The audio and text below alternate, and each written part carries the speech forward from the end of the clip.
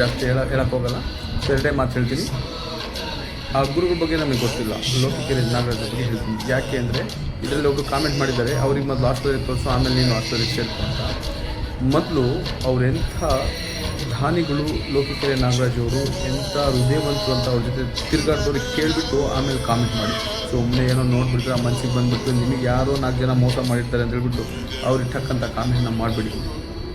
ಯಾಕಂದರೆ ಲೋಕಿಕೆರೆ ನಾಗರಾಜ್ ಅವರು ತುಂಬ ಅದ್ಭುತವಾದ ವ್ಯಕ್ತಿ, ದೊಡ್ಡ ಶ್ರೀಮಂತರು ಕೂಡ.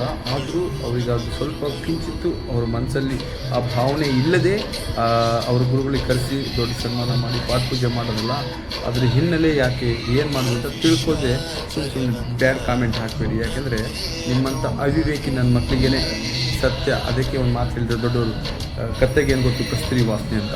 ಕತ್ತೆ ನನ್ನ ಮಕ್ಕಳು ನೀವು ಆ ಥರ ಕಾಮೆಂಟ್ ಮಾಡೋದು ಮೊದಲು ಒಬ್ಬರ ಬಗ್ಗೆ ತಿಳ್ಕೊಂಡು ಅರಿವು ಕೂಡ್ಕೊಂಡು ಮಾಡಿ, ಸುಮ್ಮನೆ ಮಾಡೋಕ್ಕೆ ಹೋಗ್ಬೇಡಿ.